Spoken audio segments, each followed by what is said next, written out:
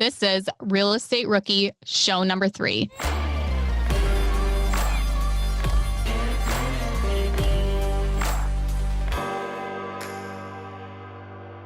I'm Ashley Kerr, and I'm here with Felipe Mejia, who is out in Daytona Beach. Is that correct? Yeah, that's right. I'm out here in Florida.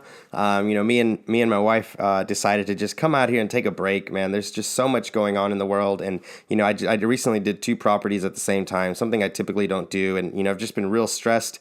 And, my wife was like, let's just get out. Let's try to get away from everything. Let's try to really, take a breath, if you will. To kind of get our thoughts together. So yeah, we're out here in Daytona enjoying a little sun. I love the beach view behind you. It's just beautiful for anyone watching. It's actually just a red curtain. I hate you. First of all, Yeah. Look, I had to do this show because I thought it was really important what we're doing today, right? So really excited. But yeah, I'm in my mother-in-law's a little storage shed or whatever. But Yeah, actually, how's everything going? How's everything going up north? Good. School was canceled for my son. He's really excited, but his teacher's been great. We're actually going to do learning through a Facebook group. So he'll be able to interact with his classmates on there and his teacher, and it'll kind of be a little homeschooling. It's canceled until the end of April. Yeah, absolutely. And speaking of Facebook groups, just want to give a big shout out to our Rookie Real Estate Facebook group. We have almost 1,000 followers on there. And, we're really, like we said earlier, we really want to build a community of rookies and kind of gather together to make sure that we can get through, everything, upturns and downturns together. So shout out to that. Definitely go in there and leave comments, questions if you have anything that you want to talk about. And speaking of, typically this show, we do real estate rookie interviews where they have 1 or 2 deals or a couple. That way we can kind of connect with each other. But today we actually decided to bring in 2 professionals, 2 giants, if you will, who have been through, together. I think they've been through 30 or 40 years of experience of going through ups and downs and, different ways to do real estate and business. Today we have Joe Asamoah and Steve Rozenberg. One, I think, is Ashley's mentor directly. I tricked Steve into mentoring me. So he's been mentoring me for a couple weeks, and I'm happy to have him and Joe on the show today, because what we're doing is we're having them break it down for us. How should we prepare, plan if there is going to be a downturn, and they give some really great advice, not only on your real estate investments, if you should get into the market, or your personal finances, how to handle that. They give a really great tip at the end. Yeah, I agree. Steve and Joe both give great nuggets. They're professionals in this field. Like I said, they're not rookies. They're professionals who've been through downturns, upturns. They tell you how to strategize for it, how to, collectively, have your debt in one place or your cash reserves. They go into the questions that I think as rookies, we all want to know, which is, how do I properly prepare for what may or may not come, right? And I think preparation is very important. And both Joe and Steve talk about mindset. They talk about money. They talk about planning. I could go on and on and on. The podcast is really going to be amazing. Felipe and myself, we haven't gone through a downturn in the market either as real estate investors. So we found a ton of value in this episode. We hope that you guys too. So let's bring them on. Welcome, Steve and Joe, to the Real Estate Rookie podcast. We are very excited to have you guys today and talk about some recession planning. Thanks for having us, Ashley. Appreciate it. Thanks, Ashley. Thanks, guys. I really appreciate it. It's an honor to be here. No, thank you so much, guys, for coming out and talking to us. Just some really important topics that are going on right now. And we kind of want to just clear the air for people who have, kind of been through a situation like this, and, kind of educate some of us newbie rookie guys who are, just trying to walk through this and figure this all out. If you guys wouldn't mind introducing yourselves real quick, let's start with Steve, just kind of who you are, what you do, if you don't mind there, brother. And then we'll skip over to Joe. Steve Rozenberg. I live in Houston, Texas. I owned a property management company. We were at about 1,000 properties all over Texas. Recently sold that to a larger company, Mind Property Management, which is in about 16 regions, about close to about 10,000 properties. So I work with them now as the VP of Investor Education. I've owned houses, apartments, single family flips, wholesales, you name it. The way that I got into real estate actually was a prior disaster, which was 9/11. And that's actually what got me into the whole the real estate world. Since then, I've done a lot of pivots, I guess you could say, in this industry by having a lot of disasters, whether it was the SARS, the oil, the 2008 recession, Hurricane Harvey, Hurricane Ike. You name it, and I probably weathered it either as a owner of a management company or as an investor of my own assets. So unfortunately or unfortunately, disaster is not something that I am not too, I'm pretty familiar with it. Man, it sounds like you've definitely been through some things. Yeah. Wow. Joe? Okay, well, see if I can top that one, huh? Jeez. Okay, I'm going to give it a shot, Steve. My name's Joseph Asamoah. People call me Dr. Joe. I'm here based in the Washington, D.C. area, and I've been investing in real estate for about 32 years now, and I've been through 4 real estate cycles. And essentially, the first house I bought, which is in '87, it was a complete disaster. Everything that could have gone wrong went wrong. I had the tenants from hell. Every scenario that you hate to experience, I went through it. So with that said and done, I somehow weathered that storm and bought another one. I did a house hack, in fact. That was before the house hack term became known. But I did a house hack, bought that house, rented part of the spaces out, kept saving money, bought another one, just kept on going until 2003 when my income from my rental properties equaled what I made for my job. And so I was able to leave that job and essentially been in real estate full-time since then. So I kind of focus primarily on the buy and hold, the subset being the BRRRR strategy. And so I buy houses, fix them up, rent them out, and refinancing, just keep going. So that's what I do. I love this business. I think talk about cycles, the first cycle I went through was the early 90s. I went through that one. Then there was another one in the mid 90s. There was another one around 2001, the dot-com boom bust. And then there was the 2007, 2008, 2009 downturn. So I've been through 4 of those cycles. I've got a pretty good idea how they play out, how they shake out, what works, what doesn't work. And fortunately, I've been able to survive all those things. And hopefully I'll be able to share some of my experiences with the audience today. I think it's safe to say that you both have seen a lot of people go broke and a lot of people get rich from this. Is that correct? Exactly. Yeah, I've noticed that in the cycles that I've been in, and as Joe could probably attest, there's a lot of mini cycles that you see as well that probably don't get as much, they may be micro in your city or something, but being a contrarian investor, meaning going in when other people are running away and finding those opportunities, if you're educated and you know what you're doing and what your focus is, that's actually when wealth is accelerated. And that is actually having the education and being ready to move when it's time to move is when actually I've seen the most wealth created. I've seen more millionaires and more wealth created during the economic downturn of 2008 timeframe than I have ever. And a lot of people don't talk about that. They talk about all the losers that lost money. They don't talk about the people that actually took action and actually capitalized on it by being smart and educated and being ready to move. So yeah. Well, let me chime in there, Steve. I mean, that's an interesting conversation, an interesting topic, because I feel like a lot of our listeners are going to want you to elaborate on that, as in, what does it look like, one, to be a smart investor, and what do you look for in the markets to take advantage of? Obviously, I'm not talking about taking advantage of people, but taking advantage of the situation. So what does that look like for you, Steve? And then Joe, if you don't mind chiming in after that, what does that look like for you as well? My experience in all this in real estate, and understand real estate's not my first love. It's not the first thing I ever wanted to do. Being an airline pilot was, and 9/11 changed that. But what I've learned about flying planes and being a pilot is that, you always have to have your focus and you got to have your end goal. And no matter what happens during the duration of a flight, whether it's an emergency or whatever, you still have to fly the plane and you've got to get to your end destination. And a lot of people lose sight of that because they get all of the emotional fear.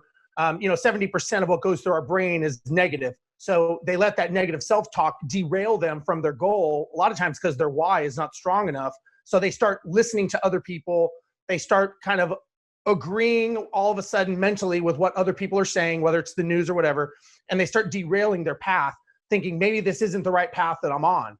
And the people that are successful are the ones that know where they're going. They know their financial goal and destination, whether it's amount of cash flow or asset control or whatever that is. And what happens is those are the ones that stay true to their course. Now, they may pivot. If you're in a buying market that's flipping, you may have to do a buy and hold or vice versa. But knowing where you're going and having the education, like myself, I know how to flip properties. I know how to wholesale properties. I know how to rehab them. I know how to set up structures to have hundreds of thousands of properties under scale. I know how to do all those things. So all those things are in my arsenal as long as it's like in my toolbox, right? So as long as I'm going on my path, when something happens, I just look into my toolbox because I have the education. I go, you know what? I'm going to pick up that tool now because it's no longer a hammer. It's now a saw. And now I have to start cutting. So my point is if you're a new investor and you're getting involved in this world, what you need to think about is, how do I continue to stay on the path and not let fear and anxiety creep into my head? And just know that, as Joe can attest, I'm sure, these are cycles that they're going to come and they're going to go. And no matter what we say, no matter what we do, we cannot control the outside environment. All we can do is control where we're going and the path that we're on. It's like a river running behind your house. You can't stop that water. You may redirect it, but you can never stop the flow of the water. It's going to keep flowing. And the economies and things like this, like Joe's been through, and you guys and everyone else watching, you are going to go through times that you're going to question and you're going to have that self-doubt creeping in. As long as you're focused on what you're doing and you have your, the proverbial eye on the prize and you know where you're going, it's data. The numbers dictate. And if you looked at the numbers right now, and if you looked at real estate prices coming down and people not able to sell, that's data that would be telling me maybe it's time to start buying. Like maybe it just did a pivot and it's time to start going in because the data is telling me information. And again, I'll just go back to flying. When you're flying in the airplane and you're in bad weather, your instruments are what's telling you. It's not what I think I'm doing or my body thinks I'm in a turn.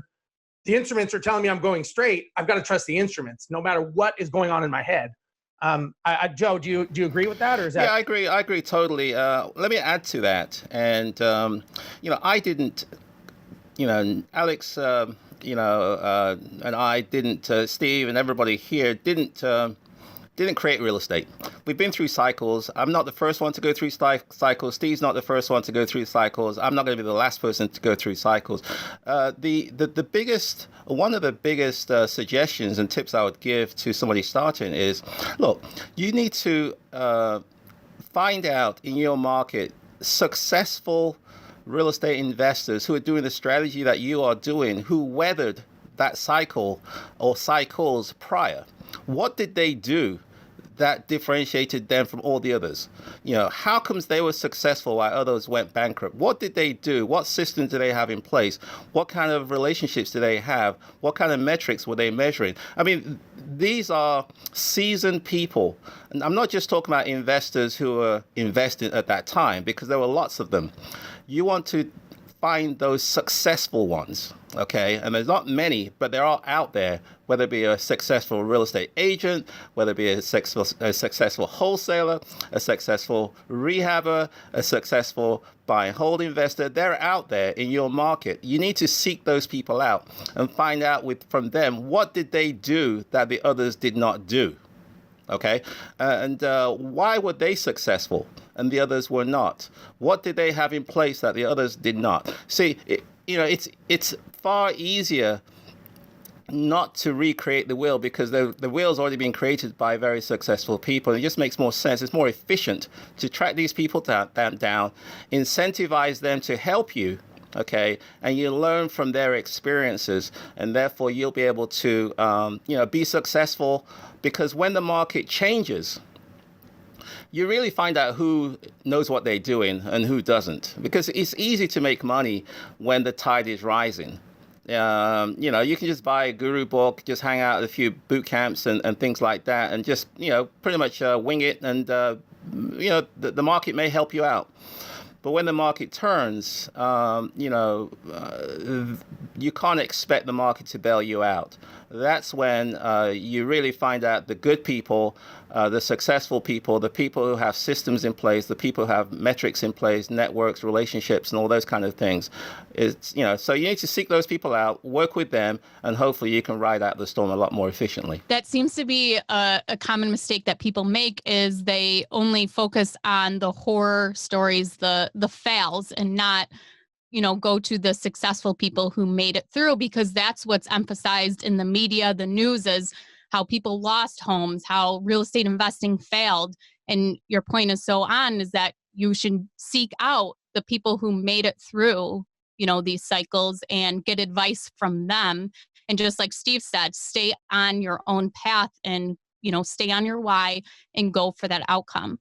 I want to touch base on the coronavirus right now. So we don't know what will happen, but we could be leading into another cycle. And I want to talk about what you guys are doing to prepare for this, because that is a very common question for myself, Felipe, and other investors out there is, what should we do to prepare ourselves if, real estate is going to crash, if the stock market continues to crash?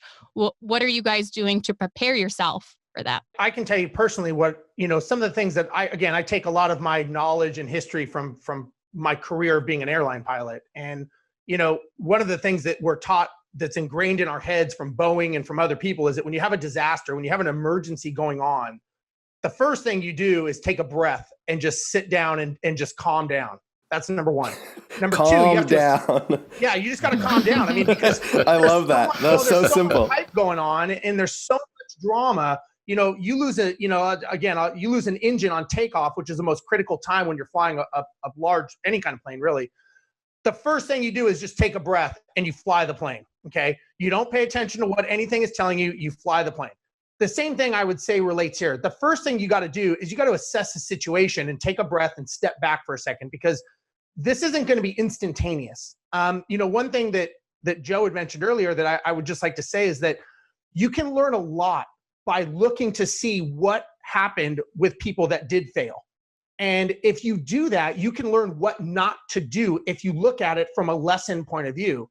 When an accident happens, whether it's a car accident or a plane accident or anything, there are 13 things that attribute statistically to that accident. So there's 13 things that happen. Now, let's say a plane crashing, it hitting the hill was the accident, right? The coronavirus and all these people going bankrupt and losing everything is the result. But there's things that lead up to that crash that caused that to happen. And the same thing, like I said, you were asking how to prepare. It's not one big thing. It's a bunch of little things that I think you have to do, meaning you've got to make sure that your cash reserves are correct. Number one, I would say you've got to make sure that you are looking, like Wayne Gretzky, you're not looking where the puck is, you're looking to where the puck is going. Where is this going and what is the result that's going to happen of this? Am I looking to expand my portfolio? And am I looking to make a move as a result of this? Or am I looking to hunker down and do what I need to do to save what I have? Your cash reserves and your thought process, who you hang around with, those things will tell you that. So what I'm doing right now is, it's like a brand new sprained ankle. It's so fresh. You have to assess the damages before you can start making a move. I think people that are jumping in and making a move without a plan right now, they could be contributing to the disaster. And, you see a lot of people talking and all, it's like Joe had mentioned the .com. I remember getting in a taxi cab in New York in 2000, and this taxi cab driver was giving me stock advice. And I'm thinking, this is probably a bad sign, right? So now, you hear about this coronavirus and everyone's an expert. Everyone is a biologist. Right. Everyone's telling you all the problems. In Hurricane Harvey, everybody became a power grid expert. Everyone was telling you when the grids were coming on. And so you really got to filter through that noise, and you got to ask yourself, okay, what is going on and what do I want as a result of this situation? So to answer your question, Ashley, I don't know that I can answer that because I haven't assessed everything. It's still so fresh and there's so much information coming in. People say that it's changing daily. I hear news that it's changing the other way too. Yes, it's bad. And then you hear about China's already releasing things because the wave has already passed. So is this a reaction or are we being proactive? And that's the main question I think we have to ask ourselves. But again, I think we got to go to the puck. We got to go to where this is going, not to where it is right now. And I don't think anybody really knows until we can assess it. I keep hearing the same thing from you guys in that this isn't an emotional thing. Steve said, step back and take a breath. Joe earlier was talking a little bit about systems, and it seems like nothing out of either one of you have said has had anything to do with emotion. So I love that because I want our listeners to hone in that these two professionals have said nothing about making decisions on emotion or selling on emotion or buying on emotion. Both of them have said that you need to analyze what's going on, structure yourself before you just jump in. So I do have a question for each of you guys. Joe, if you wouldn't mind letting us know how to find the people that you're talking about. You said find professionals find people that have weathered the storm. You said there's not many of them, but that they are out there. So how do we find those people? Joe, that's a question for you, if you don't mind. And then Steve, the question that I had for you was, I feel like you keep talking about getting into a certain mindset, getting prepared, taking a step back and breathing. So how would you tell our listeners to do that? Because it's easy to say because, you're a professional and, maybe that's something that I know how to do as well. But for rookies who've, are looking to buy 1 or 2 properties or just started their business or whatever the case may be, they're a little scared. So for Steve, I would say, how do you get into that right mindset to make sure you see where the puck is going versus where it's at right now? And then Joe, just to reiterate, how do you find those professionals that you were mentioning? Good questions. Let me just quickly wrap up on the previous question that you had about what am I doing now. I do a lot of buy and holds, and as a buy and hold, you take a long-term view. You don't get really too caught up in the what's happening today, what's happening tomorrow, because, I'm taking a 5, 10, 15, 20-year view of all things. And cycles, especially in certain markets, tend to appreciate, real estate obviously tends to appreciate more than others in different markets. So the idea is that, yes, you go through some short-term blips, but the overall trend is up. So what I'm doing, to answer your question specifically, is whenever I buy a house, I make sure that I have multiple exit strategies. Okay, so I have a plan A and plan B. So that way, if plan A doesn't work, I can always pivot to plan B. And the problem with a lot of people had in the past is that all they had was a plan A. So if they're buying a house to flip, it didn't make, the numbers didn't support a buy and hold. Or if they're doing a buy and hold, the numbers didn't support a flip, just in case you have to sell it. And so they're kind of locked into one strategy. And when the market shifts, then, you don't really have a whole lot of options available. So your numbers do both. You like to have your property be able to do both? Okay. Exactly. It has to support at least 2 strategies, exit strategies. Otherwise, I'm not buying it. And, I love that. I've never heard of that's amazing. Yeah, I've never done that. Because you're setting yourself up, because when the market shifts, everything changes. I think I cited an example during the last BiggerPockets interview I had, which was I used to live in a house. We went through a downturn in Washington, D.C. in the mid-90s, for example, and it was hard to sell a house. And so people who couldn't sell, they had really 2 choices. They can either reduce the price, but because they bought high when the market was strong, they couldn't reduce it enough in order to make a profit. So if they had to reduce their price, they made a loss. Okay. And those people who didn't want to make a loss, they had to rent. Okay. So now the regular buy and hold guys are now competing with flippers who otherwise couldn't sell their properties. They had a better quality product. They had all the bells and whistles that, for instance, a new renovation would have. And so if you had an average product, you now compete with a higher end product with somebody who, under normal circumstances, you would never compete against. So, the point is that the market shifts, the competition shifts, expectations change, and it's just a whole nother world. That's why, again, going back to the whole thing, there are people out here who've been through this, and they can share with you their experiences through that time. So to answer your second question, which is how do you find these people? They're out there. I mean, you may have to do a little bit of research. You can go to real estate investor associations. Usually there's people in there who've been around for a long time. Another creative way is do some research in your local market for articles, publications whereby some names come out. Okay. Or if you do your research, if you go to, organizations where sort of people who've been around for a while tend to congregate, you can find these people who have been around for a little while, who've been through these cycles before. And it just takes a little bit more research because most people enter a market when the market is going well. Okay. And, they tend to exit when the market turns. But there are a few people out there who tends to ride out these storms for multiple cycles. It just takes a bit more research to actually locate these people, but they're out there, and it's definitely worth the time to explore and to research and find these people, because that's a gold mine of information which they can share with you, which will allow you to kind of ride this storm a lot more efficiently. This seems to be a common theme on the episodes we've done so far, and the people we've interviewed is go to meetups. Go to real estate meetups and network and meet those professionals, or meet people who can recommend those professionals to you. And you can go to biggerpockets.com/events if you want to find a meetup in your area too. There's a lot posted every day. But yeah, I really like that advice on how to find a professional, Joe. Steve, you mind jumping in there, man? Yeah, what was the question again? Yeah, sorry. Yeah, no big deal. I'm just so basically I was saying it's really easy to say, hey guys, just get in the right mindset and make sure that you're not selling or buying, make sure that you're structuring, what's going on. But I know that our listeners always ask for a little bit more than that. So what would you tell our listeners, Steve, as to how to get in the right mindset to where, like the example you said, the puck is where it's going. So how do I get in that mindset versus, oh my gosh, I have to sell everything because we're tanking? What do you think? Well, first of all, I think, again, you got to look at the facts. And the facts are just out of the gate, when the economy goes bad and people, as sad as it is, when people lose their houses, what happens to them? They don't dissolve and turn into sugar and melt away. They become renters. So if your strategy is not buy and hold, maybe that's the time that you look and say, you know what, maybe this is going to become a buy and hold because there's more renters in the market.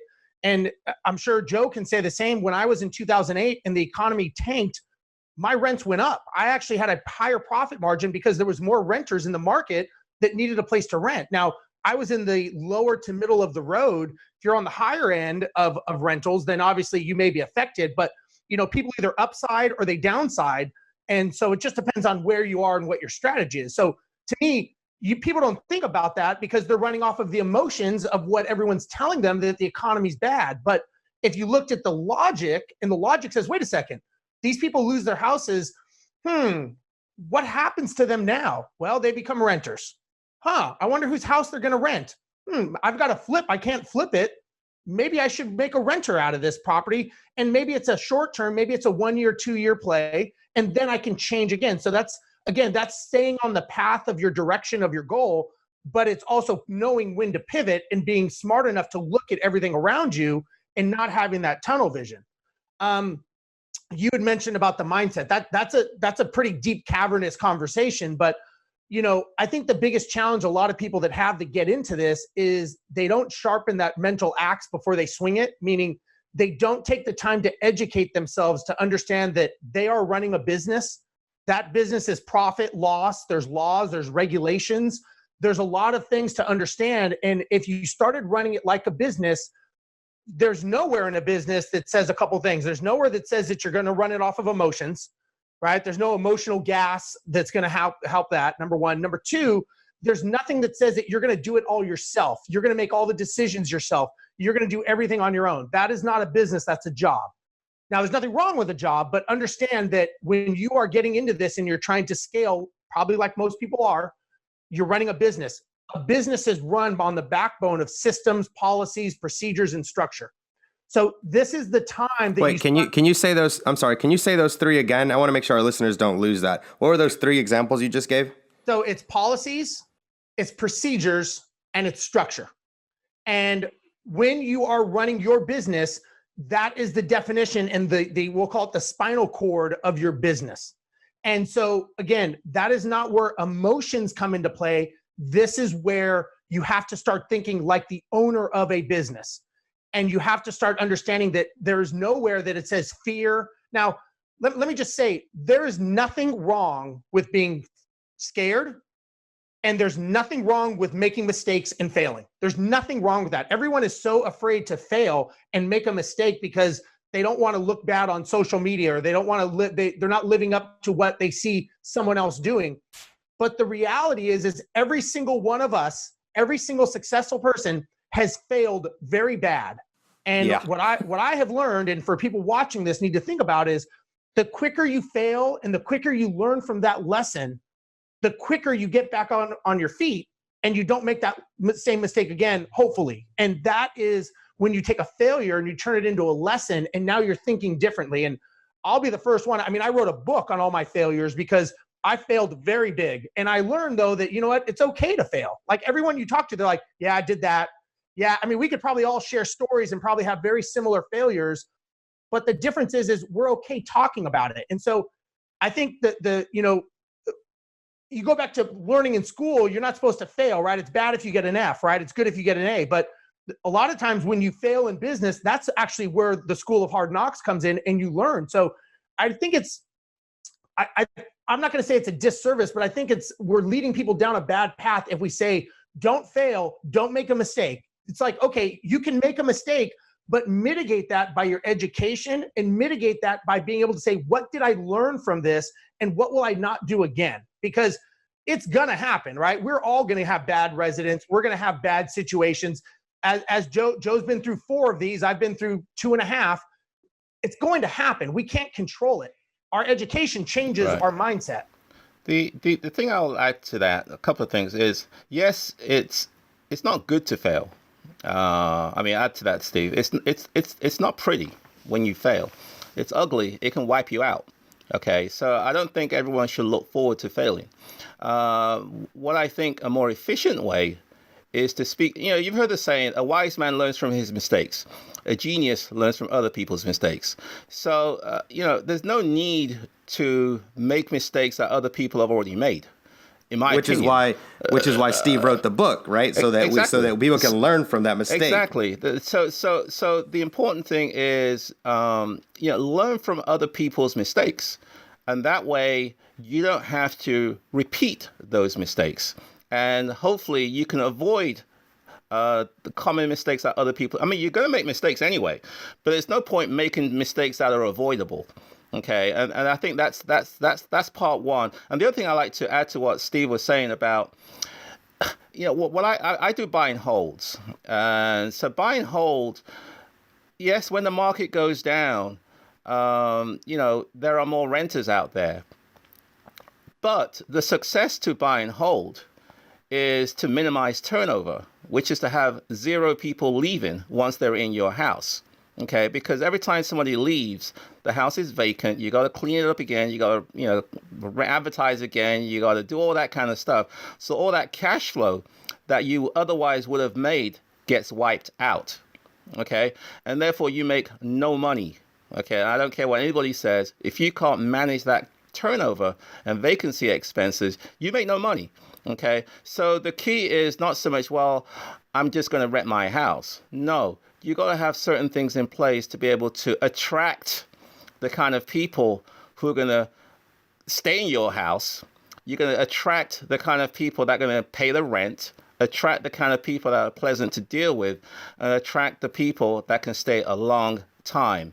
Okay, because when the market is in a state of turmoil, it's just ebbs and flow. People are going in and people are going out. People's financial situation is very fluid.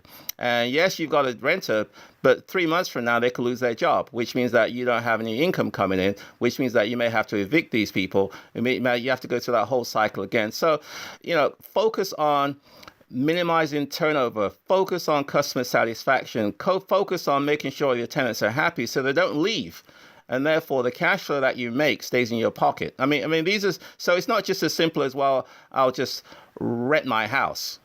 Okay, it's a lot more to it than that. That's what I found anyway. And to be able to ride out this storm for 3, 4, 5 years, to when the market turns out. Because buy and hold is an excellent strategy during turmoil.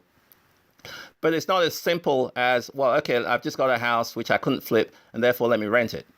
Okay, because, and I'm sure Steve can tell you, a tenant from hell, which I'm sure he's seen many of them. Oh, God, if you guys are watching this video, you got to see Steve's face. He just went through 100. He just went through 100 tenants in his head in a second. A tenant from hell is not a pretty sight. I don't care what anybody says, okay, about the beauties of buy and hold. All it takes is one tenant from hell, and you can say, I'm done with this thing. I don't care what Steve says. I don't care what Joe says. I'm out. Yeah. I think just kind of commenting on that, and again, this goes back to what I said earlier. I am in the, I've been educated enough in all of these. And I think what's important, and Joe, you said it very eloquently, and I'll just reiterate, having a buy and hold is a business. Having a flip is a business. These are all separate businesses that you have to treat them as businesses. So if you all of a sudden say, hey, I can't flip this, I think I'm going to go ahead and rent it, I would say, what's the business model? What's the org chart? What are the policies? What are the procedures? You don't just jump in and do it, because that's when people fail. And I know, because I was one of those people that had, 30, 40 houses that I had no idea what I was doing. Right. And so you've got to have the education. And that's why I'm a big proponent of, you know, really educating yourself before you start doing stuff. You know, as entrepreneurs, the biggest reasons we fail is not because we're not working hard. It's because we don't have the plan and we don't think things out correctly. And we just ready, shoot, aim. And then we go, that house didn't work. Let me fit it into another strategy, because you didn't really think about, like, to me, the property you buy is the tactic. First, you got to have the goal, then you got to have the strategy, then the tactic. The actual asset is the last piece of the puzzle. Most people never even think of creating that business structure. The exit, you know, Joe said he's got 2 exit strategies if he needs them. That's part of his business model. So, you know, for me, I could sit there and say, well, I'm going to flip. And okay, if this doesn't flip, I've got the education to pull out the manual and says, okay, now this is a buy and hold. What's the strategy for this? And start working it through. You don't just start doing it haphazardly, because as Joe said, that's when you get the bad resident in, or you know, whatever horror stories happen. Yeah. The thing is, I would add to that and say, I see things a little differently. Okay. In the sense that the asset is the property, but the real asset, you know, is the tenant. Okay, it's kind of intuitive here. I mean, in this market where we are, for example, we're in the Washington D.C. area, so it's a high price market. So you know, houses 500, 600, 700,000 is not a big deal. They're all over the place. Okay, so you are entrusting somebody, okay, to protect your $500,000, $600,000, $700,000 asset. Okay, that person can destroy your asset very easily, or they can really make that asset go from 500 to 700 to 800 to $1 million if they stay a long time and take care of it. Okay, so I see the tenant and nurturing that well, first of all, making sure you find the right tenant, and then nurturing that relationship, okay, such that they protect your asset. Okay, nurturing that relationship such that they pay the rent. Nurturing the relationship whereby you create a win-win scenario where it's in their interest, okay, to take care of your interest, okay. So, you know, it's both the real property asset is important, but I think a lot of buy and hold investors don't realize the importance of the asset being the tenant, and protecting and nurturing that relationship so they can protect your real asset. I think that's a great point. A lot of people like to look at the tenant like a bank looks at you. Like you're nobody to them. But you're right, exactly. Customer service. Exactly. If I don't see you, if I don't hear from you, I'm fine. I just thought all I want is my money. Okay. Yeah. I think I might be a little bit on the other fence with my 40 plus tenants. I've never met a tenant that cares for my property as much as I do. I don't care how much I sugar them. I don't care how much I see them, buy them, whatever. I've never had a tenant take care of my property as much as I do. So I treat even my tenants as a business. I'm going to have to change my mindset then, Joe, and I'm going to have to learn because like I said, I mean, that's just me. I'm going to have to learn from Joe. I got to read his book. No, I mean, see, the screening is the key. Okay, because in most markets, it's easy to get someone in your house. It's a lot more difficult to get them out once they're in. And so how thorough you screen and what type of tenant you're looking for. Because there are tenants out there. I mean, I don't want to go through that whole discussion, but I mean, I have 5, 10, 15, 20-year tenants. My longest tenant is 23 years. Can I get some of those? Let me get some of those. My longest tenant is 23 years on a 15-year mortgage. On a 15-year mortgage, okay? Think about that one. This tenant is literally paid for this house, and they are happy to be there, okay? They are eternally grateful that I gave them the opportunity to live in this house, okay? I love that. That is not an accident. Okay, that's what Steve said. It's a system. Okay, it's a business, and realizing, okay, if it's a business, and then the people that provide you income are your customers. Okay, i.e. your tenants, the people that you don't want to see. I need Joe. If you got a book, I need to read yours and Steve's at the same time. The mistakes, the book on mistakes, definitely, and then how to keep a tenant 20 years. A common theme in this discussion so far is looking at the failures, and don't be afraid because other people have failed, and that means you're not going to jump into it. but learn from them and take those lessons. And I want to talk about too, a couple of things that you both kind of mentioned was that maybe a good strategy for a new investor that wants to get started now, even though we might be headed into another downturn, is that maybe you find a buy and hold. Maybe it's affordable housing, and maybe it's not right next to new development where these flippers might not be able to sell these properties. So that could be something you could look into. But I also want to talk about the exit strategies. I think that is so important to have too. I really like that point a lot. But I want to go on to a couple questions we have from listeners who actually have sent us in voicemails. We call this the rookie request line. And anyone listening that wants to call in and leave a message, the number is 1-888-5-ROOKIE. And you can call in and leave a question, and we might play it on an episode. Hello, Ashley and Felipe. My name is Shannon Ludlow from Tampa, Florida. On the way into work this morning, I listened to the BiggerPockets podcast, episode 250. In it, Grant Cardone talks about the importance of having adequate reserves to weather unexpected events. To your guests, as an investor, how much focus do you give on cash reserves versus lines of credit to help prepare for the future market correction? Thank you. Yeah, I'll give that one to Joe. Actually, the next one will be better for you, Steve. That's fine. Yeah, I mean, what happens in a down market is essentially credit markets tighten. It's harder to get loans. If you do have credit lines, sometimes the bank rein them in, call them due, or close them out. Okay, credit is just more difficult to get. So in preparation for that, yes, you want to have cash reserves. You want to be able to start, paying down some debts if you can. You want to even have strategies whereby you can save money. For example, the house hack strategy, and whereby you can kind of reduce your expenses, so you can have some cash reserves. That's number one. If you've got equity in properties, now is the time to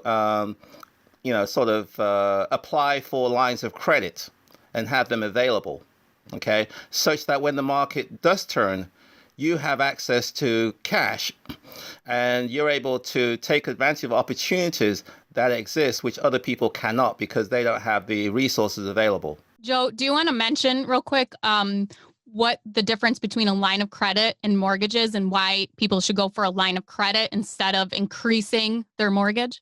So the idea is that you buy a house at level A, let's say $100,000, okay? And then over time, that asset increases in value, let's say to $150,000. Okay, so there's $50,000 worth of equity that is in that house, okay, sitting there doing nothing for the most part. Okay, so as an investor who foresees the market turning or changing, and while the market is still pretty decent in your area, you can apply for a line of credit. Okay, you can go to a bank and you can tap into that equity, the $50,000 equity, as available. So you don't actually get a new mortgage per se. You just you get a line, almost like a credit card, access to cash. Based on the equity in the house. Okay, if you don't use it, it don't cost you anything. So it's just sitting there like a credit card. You have a credit limit. As long as you don't use your credit card, you don't pay interest on the money. It's when you use that credit card, that's when you tap into the, that's when you, pay interest on that money. That's what we call a line of credit, similar to a credit card. Whereas a new loan or second or refinance, you're getting a brand new loan based on the value of the house. I strongly recommend lines of credit because it's there, sitting there, available when opportunities arise, as opposed to getting a new loan, having money. And we know what happens when you have money sitting around with no good place to go. Right. And you're already paying interest on it. Yeah. Next thing you don't know where it went. It's disappeared. You got nice clothes, you got a nice car, and so on. So as long as you're disciplined, okay, that's the key thing. I think as savvy investors, we are disciplined because we're looking at the bigger picture. And therefore, I strongly recommend lines of credit and also having savings available for the opportunities that will exist in the new environment. Steve, I got a question for you here from Glenn. He's from New York. Hi, my name is Glenn from New York. Assuming this pandemic goes on for a while, I've heard that there are states in some countries are suspending rents. So if that's the case, how will you be handling your rents with your tenants, and how will it affect you in the long run? Thanks. It's not a rumor. It's true. They are. They're actually foregoing eviction proceedings.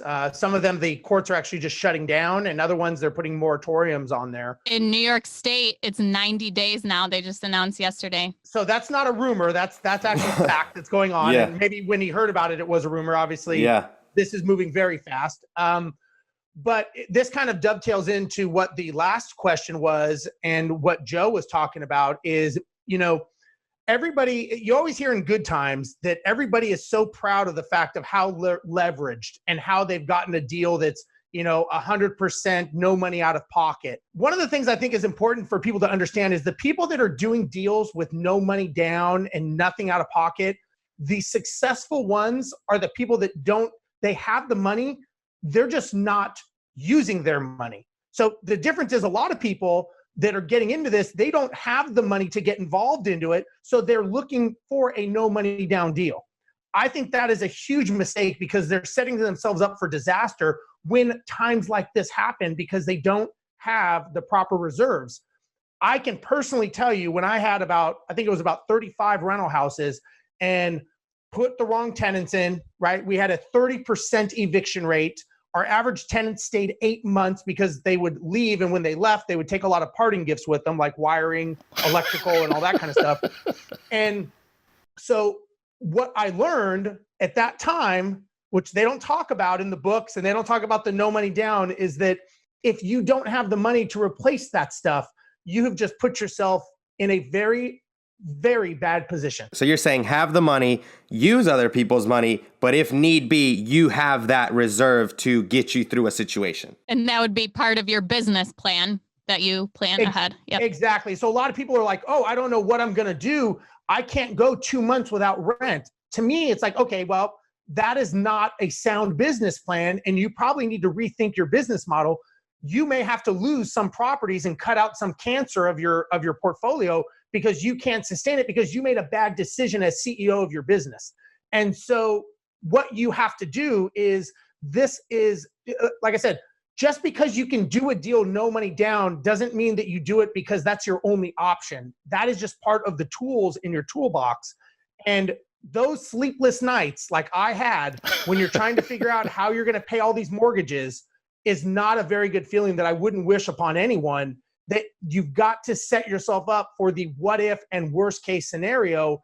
Like the guy from New York said, man, what if this goes 3 months? Well, personally, I'm fine if that happens with my portfolio because I pre-planned it. And so that's what's so important about, I keep saying, like, you got to sharpen that mental axe. You really got to think this through in best case scenario, because that's what we all do, right? We always think, what's the best thing that'll happen? I'm going to make tons of cash flow. Tenants are going to stay like Joe for 40 plus years, right? That's not reality. Joe's just that's not reality. Joe's just got it down to a science. Yeah. I've never, which is awesome. And and Joe's a perfect example of people you learn from. So you sit there and go, man, I can't get tenants to stay past a year. Let me see what Joe's doing. Let me. Exactly. And so again, just kind of going back to this is all about setting yourself up correctly for what if best case scenario, but also what if worst case scenario, and can I sustain it? I'm going to say something which many people may not agree with, but I'll say it anyway. And that is people should consider the Section 8 program. Okay. The reason why I say that is that once you figure it out, and it's not that difficult to figure out, most of your income, most of your rent is pretty much guaranteed. Okay, so let's say the rent is $2,000, let's say, okay, and the tenant's portion is $500, okay, and therefore the housing authority's portion is the delta, which is $1,500. So as long as that tenant is in your home, okay, you're getting $1,500 a month regardless, okay, and the tenant's portion of the rent is based on their income. So if their income goes down because, for example, they lose their jobs, okay, then that $500 that they pay may get reduced from $500 to $200. which means that the housing authority's portion may go from 1,500 to 1,800 to plug the delta. So it's really, it can be a very, recession resistant strategy. Then the key obviously is making sure you get the right tenant who's going to take care of your house, pay your rent, be pleasant to deal with, and stay a long time. But again, that all stuff is a business, as Steve keeps on saying. It's true. There's a business model where you can attract these folks who will take care of your house, and you can have a situation whereby it's your income is coming in regardless. And that's the beauty of the Section 8 program versus the market renters, whereby if someone loses their job, then unfortunately you may not get your rent. And if you have a moratorium like they have in New York, you may not get your rent for 90 days at the minimum. I'm sure, are they going to have a moratorium on Citibank requesting the mortgage payments, or is it just the tenants? It's just the... Yeah. What do you think, Joe? That's a good one. Hey, Joe, can I just ask something, though, in regards to what you're saying? Because I think this is very, very important that people, especially that may be thinking about Section 8, because I did Section 8 for a long time in housing authority. A lot of times, and I'd like to hear your thoughts. A lot of times when people go down the path of Section 8, it's their last resort. They're going, I can't get this rented, I'm going to go Section 8. They still never build up their reserves. So when all of a sudden the government says, hey, it's going to be 3 months till we get you, we'll back pay you, but it's going to be a couple of months for us to get you the money, or you don't pass inspection. All of a sudden they're going, I don't have any money to hold this 3 months. So I think that, again, I think Section 8 is great, but you've got to have it in your business plan. And I think you'll agree to have the reserves set up before, so that if it does happen, you go, okay, I can weather 6 months of no money. I'm going to get it back. It's going to come to me. But we all know the government is not the fastest at processing, depending on the county and stuff. Do you agree? I mean, you've got to be set correctly. Yes, in the sense that is true. You're dealing with bureaucracy, and which kind of moves at a glacial pace. But that's where, again, the business is that you develop relationships with people down at the housing authority, whereby, if you run into situations like that, then you can have people on the inside who can kind of push things through. That's a good point. The second thing is that most investors, unfortunately, when they hear Section 8, they have the crappiest products, crappiest housing, the crappiest neighborhoods, and think that a Section 8 voucher holder will take it anyway. If you want quality tenants who's going to take care of your asset, that's 500, 600, 700,000 for 5, 10, 15 years. That does not work. Okay, what works is having a quality product in a quality area, where you are, because there are a lot of voucher holders. I call them the Nordstrom voucher holders. These are people. These people are no different than you and I. Okay, they do not want to be shot at no more than you want to be shot at. They have the same concern for their safety of their children, just like you do. Okay, they just want opportunities, just like you and I, to live in a decent house in a decent area. If you provide that product to them, I'm telling you, this is what works.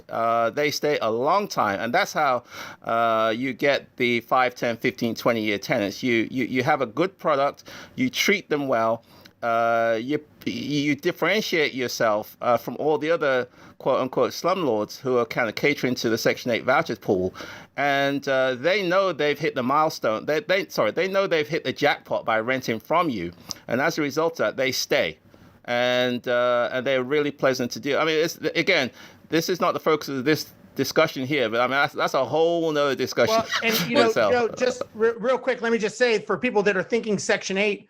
The state of California announced AB 1482, which announced a lot of rent control. But they also, one of the things in there that people don't realize is, and I don't know if this is statewide or city specific, but you cannot say no vouchers anymore in your advertising. So you have to accept vouchers. And again, that goes back to having the right business model of being educated in what the law says. Whether you don't want them or not, that is not your choice anymore. So the Section 8, whether you want to do it or you don't want to do it, when you're in this sandbox and you're renting properties, and if you're in California, which things normally start on the west and work eastward, this is going to be something that you're not going to have the option as housing gets more restricted and limited. So same thing in Washington, part of understanding your business model. Exactly. Joe, if someone decides this is the path they want to go down, how would someone start to be a Section 8 landlord? Well, there's no such thing as a Section 8 landlord. I mean, how do they start? Wow. It's a Boom. landlord. Okay, Joe, you are a landlord in my book, and you are a giant. Sheets behind him. how do you find Section 8 tenants? Thanks, Steve. Steve bet how many times you could make me turn red, and it was Joe and Felipe, not even Steve. So.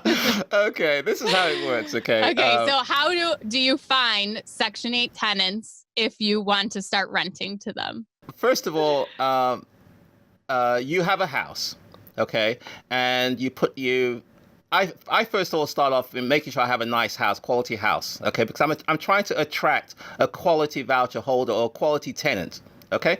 So you start off with a product. You have a decent product in a decent area. That's number one. Number two is once that product is ready, you then advertise. And what I do, at least the housing authorities in this area and most other areas, they tend to have a website or lists where they, advise or recommend that their voucher holders go to see what's out there. So you advertise your product in that list. Okay, does that make sense? Or on the website where they recommend their voucher tenants go to. So you make sure you advertise there. And I, on my adverts, describe the house. And on somewhere in the advert, I say Section 8, welcome. Section 8, welcome. Yeah. Okay. And because a lot of, landlords are not welcoming of Section 8 voucher holders, and they'll come up with all kind of excuses not to accept them. But I say welcome. And as a result of that, you tend to have a lot of applications. The last house I had, I think, 12 applications for this one house. The one before that, I had 20 applications for this one house. So you can get a lot of people who are looking for quality housing, quality areas. And as a result of that, because you have a lot of applications, you can be very, very thorough on your selection criteria. Okay? You can be really, really thorough on your screening, such that you can weed out the ones that's going to give you a hard time. You're going to weed out the ones who's going to give you hell. You're going to weed out the ones that's going to make your life a misery.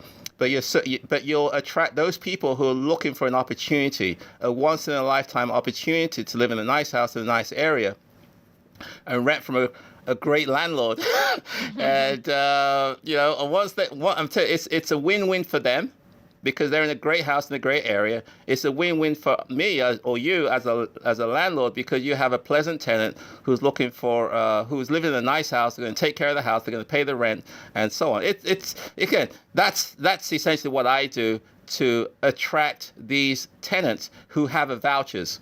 And once you select that person, then that kicks off the process in terms of paperwork to the housing authority and so on. No, I definitely understand that. Great advice, guys. I mean, right now we're listening to some giants in the field, guys. We're just standing on some shoulders. Both of these gentlemen have great, amazing stories, amazing advice. I mean, listen to this podcast 3 or 4 times. Make sure that you can educate yourself and take some notes. And real quick, this question is actually for both of you guys. It seems like during these times, people take a hard look at their personal finances, where they're going to spend, where they're not going to spend. Any tips on managing money, other than not just real estate debt, but just in personal finances? Do you guys have any advice on that? Steve, I'll let you take the reins, and then Joe, if you don't mind chiming in.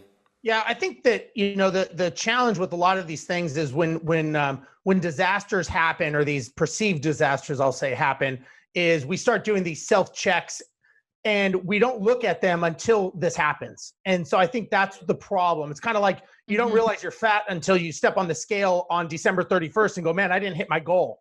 Well, if you did it every week and you checked and did your, whether it was your finances and you wanted to find out how your finances were doing, or you wanted to find out how you were eating, and you wanted to find out, anything that was going on, if you did it constantly, and it's not a matter of these huge pivots, it's a matter of small corrections. It's like the compound effect.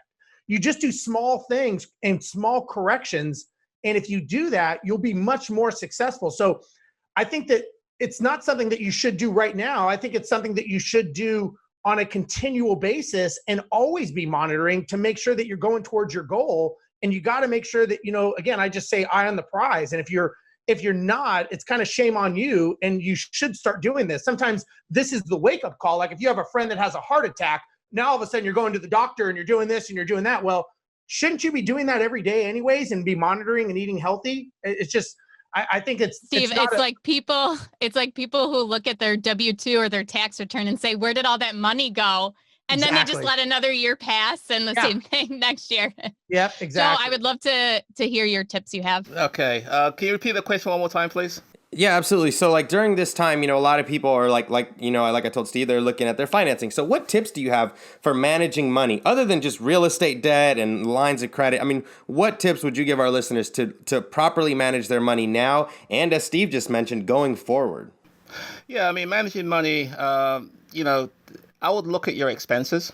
Which areas are the biggest expenses that you have, which typically go into housing and transportation. They're the biggest ones. And see if you can somehow reduce those, because you want to have cash reserves available. You want to be able to make sure that in the event of a downturn, you're able to survive.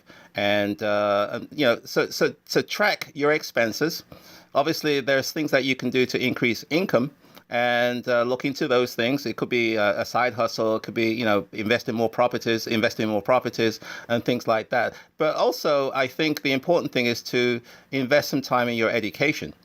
Okay, education in the sense that being ready, being prepared, being in a position such that you can actually take advantage of opportunities, which there will occur in the next, coming few months or whatever. The other thing is that when the market does change, it is more difficult to get access to financing.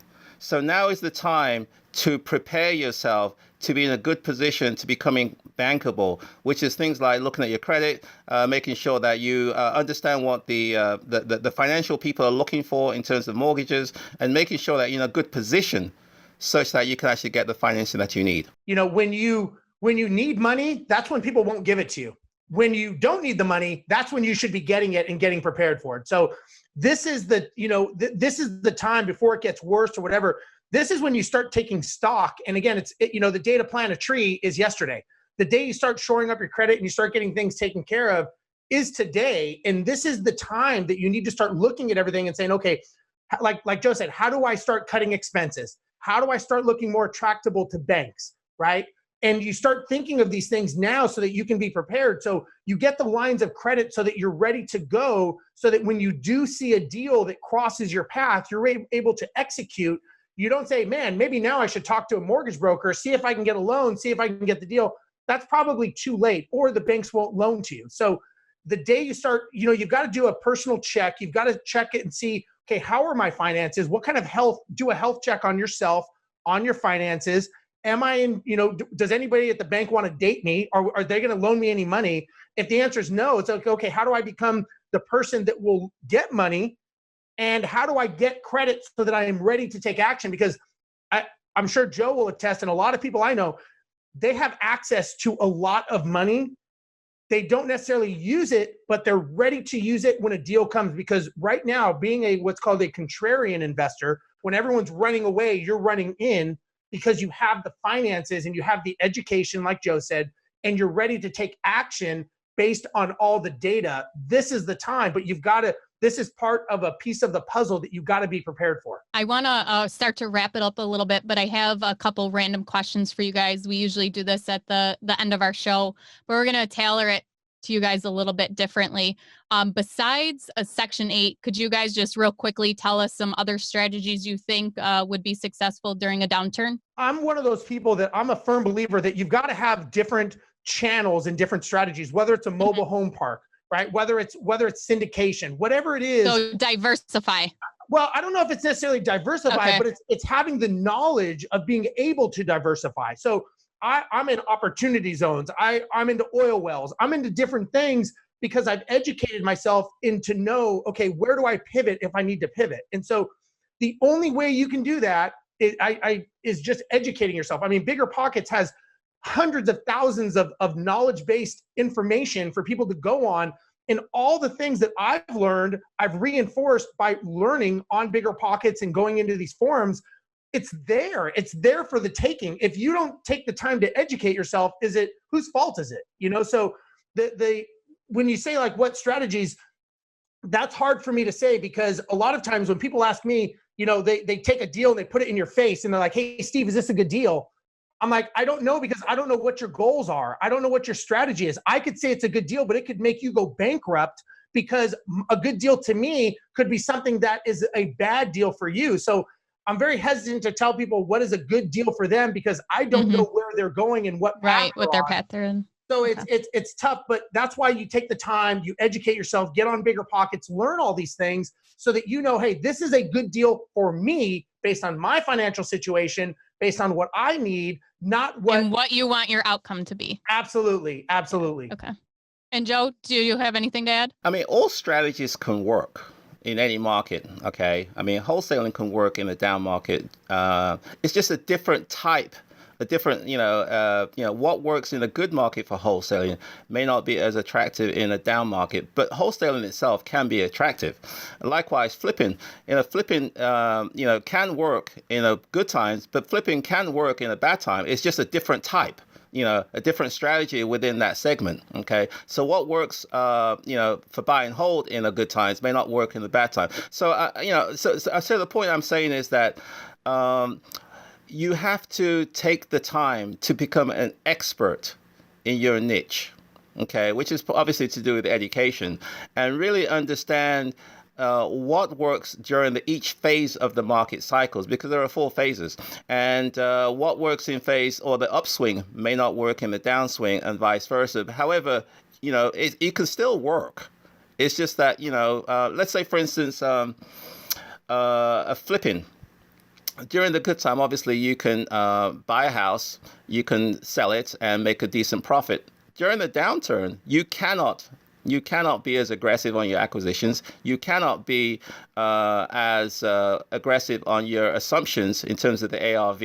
You cannot be on your holding costs, your expenses. You can't be as aggressive. Okay, but you can still make money in flipping. It's just that the old rules may not work in the new times, okay, and vice versa. So I just think that the important thing is education. Take time to really become a master of what it is that you want to do. Take inventory of who you are, your strengths, your weaknesses, what works well, what doesn't work. And again, I'm sorry if I sound like a broken dish, but really align yourself with people who are successfully doing that strategy that you want to do. Okay, and learn from them in such a way that you can sort of avoid making unnecessary mistakes, but also have cash available as well. Absolutely. So, Steve, Joe, real quick, any books or articles or other types of resources that you recommend for rookies who want to know more about how to do well during an investment cycle or during whatever cycle we're running into? I mean, what advice would you give to our rookies to how to start educating themselves in regards to that? You can plug in your own books too. Steve's, I think I was going to say his if he Yeah, I'm looking forward to Steve's talking about his book because I want to pick that up next. Okay. That's how Steve and I met. Was I read his book and I messaged him. What is it, Steve? So this is my book. This is, if you want to, it's called Building an Empire, Failing Our Way to Millions. To me, this is a book on learning how to make mistakes, but also how to scale and understand how to use leverage of systems, whether it's other people, virtual assistants, whatever it is. And it's kind of my story of how I went through and how 9/11, a disaster, is what actually propelled me into real estate. And that's kind of my story. I think anything that pushes you forward, I'm a big Grant Cardone fan of 10X. I think any of those things, it's like they say, the student is the teacher. What is it? The teacher's ready when the student appears, or the student is ready when the teacher appears. When you're ready to learn something, that's when you'll get it. And I think it's one of those things that there's a lot of information out there. I mean, you can go into BiggerPockets and see tons of education, but where are you at mentally, and are you ready to receive the message is the question. And sometimes you read a book, and I listen to audios all the time. I mean, every day I'm listening to something to be better. Sometimes I'll re-listen a book and go, man, I never even heard that. I never even heard him say that before, and I just got that now because I wasn't ready for the message. So depends on where you are in life. I would say that there's nothing that you could pick up and read that is going to push you backwards. Anything you do, if you want to, again, go on BiggerPockets, see what other people are reading, what's going on right now, what are things that you're interested in that is part of your strategy to get you to your goal, and then go down that path with it. If it's mobile homes, oil fields, whatever it is, then become an expert in that so that you're ready to make moves. Great answer. Joe? Okay. I think the book which I would recommend is probably a really good one, a really, really good one. It's called Recession-Proof Real Estate Investing, How to Survive and Thrive During any phase of the economic cycle. That's written by Jay Scott, and who's a BiggerPockets host. It's a very, very good book. It talks about in quite a bit of detail about each of the phases of the market cycle. What are the strategies that work? How you can position yourself for success and leverage many of the experiences that other people have had. So that's a book that's published by BiggerPockets, and I've read it a couple of times, and that's a really good one. The other one is probably, I'm sure other people have read that, which is The Millionaire Real Estate Investor. That's a good one as well. I haven't read your book yet, Steve, so I'm sure that's going to be on my list as well.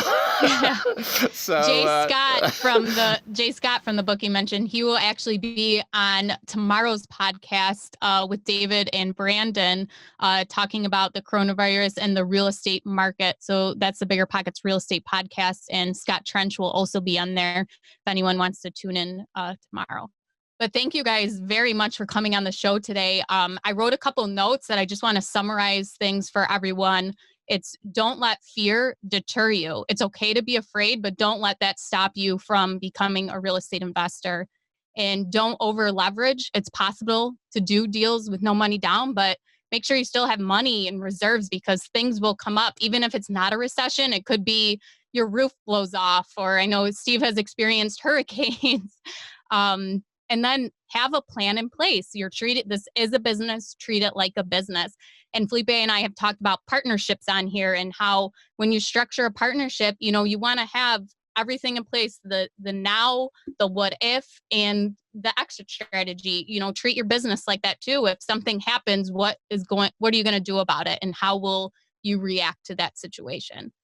And then focus on your strategy. Don't deter off because of what the media says or something you read online from another investor. Focus on your strategy and take the facts and statistics into consideration. And then the last thing was just educate yourself from the success and failures of others. Just, take those as learning experiences. I think it was Joe that said, don't reinvent the wheel, like learn from what other people have done. So I just want to thank you guys so much. It has been very valuable talking with you guys, and I hope our listeners get a lot of value from it, and I'm sure that they will. My pleasure. Thank you. Enjoyed Absolutely, it. Steve and Joe, again, man, thank you guys so much for taking some time out of your day to come talk to us. I know that our listeners are really going to appreciate it. If you haven't, I know that if I'm not mistaken, both of you guys have been on BiggerPockets. So, I mean, just thank you so much. Definitely, guys, do your research on Steve Rozenberg and Joseph Asamoah. Oh, I love it. Joe Asamoah. That's right. Can you guys let us know real quick, too, where people can find out more about you? And if they can reach out to you, where would they find you? They can find me on Instagram. It's Rozenberg Steve. So it's Rozenberg Steve. They can also go to Facebook. They can find me there. And I've got a website, steverozenberg.com. So if they want to find me, if they want to talk about management, they can go to mind.co, MYND.co. We're in about 16 regions. So if they want to talk about that and have strategies to further escalate their portfolios, happy to just have a conversation and give them my thoughts as to what's best for them, whether it's in an area or not. It's good to bounce ideas off with someone who's done it. You can reach me a couple of ways. One is my website is Joe, Joe Asamoah, ASAMOAH.com, joeasamoah.com. That's one way. The other way is you can shoot me a message there. You can reach me by, I have Instagram, Dr. Joe Asamoah, Dr. Joe Asamoah, and also on Facebook, Dr. Joe Asamoah, Dr. Joe Asamoah. And I've also written a few articles on BiggerPockets. I do host what we call the Wealth Wednesday Facebook, Instagram Live. So you can check me out there every Wednesday, 7:00 p.m. Eastern Time. I usually do a little live stream. So look forward to if anyone can check that out. And if you're in the DC area, let me know. I'll definitely like to connect with you guys. And if I can be of assistance with anybody, I'm more than happy to do so. Thank you guys very much. Yeah. We really appreciate it, man. Thank you guys. Thanks, guys. Don't forget to listen to the real estate podcast tomorrow, where there will be Scott Trench, and we will have Jay Scott on to talk about more recession proofing. And if you didn't listen already, make sure you listen to the BiggerPockets Money podcast that was released on Monday, where they talk about recession proofing your personal finances.